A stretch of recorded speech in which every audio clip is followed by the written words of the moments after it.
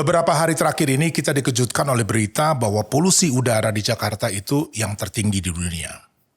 Dan ada banyak penjelasannya. Ada yang bilang karena sektor transportasi, mobil terlalu banyak. Tapi ada juga yang bilang karena sektor industri, ya karena ada pembangkit listrik yang menggunakan batu bara. Tapi penting bagi kita untuk mencatat apa yang dikatakan oleh Organisasi Kesehatan Dunia atau WHO. Bahwa 92% penduduk dunia sekarang ini menghirup udara yang buruk. Mengapa? Penjelasannya karena ada perubahan iklim. Artinya apa yang kita alami di Jakarta dan juga di kota-kota besar di Indonesia bukan gejala lokal, tetapi merupakan gejala global. Nah, akibat dari polusi udara ini tentu sangat serius. Menteri Kesehatan melaporkan saat ini jumlah pasien infeksi saluran pernapasan atas atau ISPA sudah mencapai 200.000 pasien. Naik 4 kali lipat dari waktu sebelumnya. Dan jenis penyakitnya juga macam-macam. Pneumonia, asma, TBC, sampai kanker paru. Dan total klaim BPJS Kesehatan juga ikut naik sampai 10 triliun rupiah. Bayangkan berapa banyak sekolah, rumah sakit yang bisa dibangun atau diperbaiki dengan uang itu. Nah, kita tentu ingin keluar dari situasi ini. Kita mau cari solusi. Pemerintah sudah mengambil langkah-langkah, misalnya membagi jam kerja agar transportasi berkurang. Mewajibkan industri menggunakan scrubber untuk mengurangi emisi sampai melakukan modifikasi cuaca. Semua langkah ini penting untuk mengatasi krisis polusi yang sangat serius, tapi kita juga perlu melangkah lebih jauh untuk mendapatkan solusi jangka panjang. Untuk sampai ke sana, kita perlu menelusuri akar masalahnya. 100 tahun yang lalu, seorang ekonom Inggris bernama Arthur Pigou berbicara tentang satu konsep yang sangat penting. Externalities. Jadi kurang lebih penjelasannya ketika kita memproduksi sesuatu, kita menghitung biaya produksi dan menghitung keuntungan yang diperoleh dari produk tersebut. Tapi yang tidak kita hitung adalah biaya yang mungkin timbul sebagai akibat digunakannya produk tersebut. Ambil contoh kendaraan bermotor. Pengusaha kendaraan bermotor menghitung biaya pembuatan kendaraan, suku cadang, mesin, berapa harus bayar orang, dan seterusnya. Dan kemudian menjual dengan harga tertentu sehingga mendapat keuntungan. Tapi dampak yang timbul dari digunakannya kendaraan itu, yaitu polusi udara, yang dalam kasus Indonesia sekarang ini bisa mencapai triliun rupiah biayanya, tidak dihitung. Inilah yang disebut externalities. Nah, kendaraan bermotor tentu hanya contoh di sini.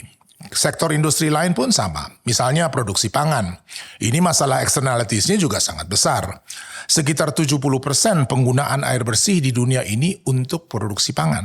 Padahal, lebih dari sepertiga dari pangan yang diproduksi itu menjadi limbah. Entah karena gagal panen, rusak karena tidak laku, atau laku dijual tapi tidak dikonsumsi oleh yang membeli. Nah, dampak dari pola produksi dan konsumsi pangan seperti ini terhadap lingkungan hidup tentu sangat besar. 1/4 emisi gas rumah kaca di dunia ini berasal dari produksi pangan. Perubahan iklim inilah yang berkait kelindan dengan polusi industri dan kendaraan bermotor sehingga kualitas udara secara global juga semakin merosot. Apa yang kita alami di kota-kota besar Indonesia dalam beberapa minggu terakhir adalah produk dari itu semua. Arthur Pigou waktu itu menganjurkan adanya pajak externalities. Industri yang punya dampak terhadap lingkungan hidup misalnya bisa dikenakan pajak untuk memelihara lingkungan hidup. Di Indonesia ada aturan semacam itu yang disebut tanggung jawab sosial perusahaan, terutama bagi perusahaan yang berdampak pada lingkungan hidup.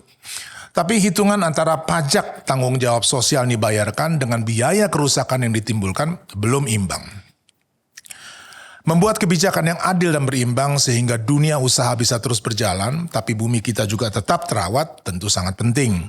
Tapi ada langkah yang langsung bisa kita ambil sebagai solusi terhadap keadaan ini. Kita berada di tengah persoalan yang dimaksud.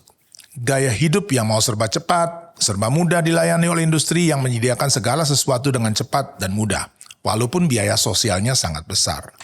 Nah, sudah waktunya bagi kita untuk mengamati tata kehidupan kita sendiri secara lebih teliti. Orang menyebutnya menjadi lebih mindful, atau bahasa Indonesianya wawas. Kita perlu pertumbuhan ekonomi, kita ingin dunia usaha berjalan, orang dapat pekerjaan, tapi biaya untuk mencapai semua itu juga harus dihitung. Untuk apa? Menjalankan usaha yang mendatangkan keuntungan bagi sebagian, tapi menghasilkan kerusakan dengan biaya besar bagi kita semua. Kita perlu menyadari bahwa cara hidup kita ikut berkontribusi pada kerusakan yang kemudian merugikan kita sendiri. Sekarang sudah ada kalkulator karbon yang bisa menghitung seberapa besar kontribusi kita pada emisi gas rumah kaca setiap hari. Dan seberapa besar pajak yang harusnya kita bayar dalam bentuk menanam pohon misalnya. Tapi ada orang bilang lebih baik mencegah daripada mengobati. Terpulang kepada kita, mau pilih yang mana?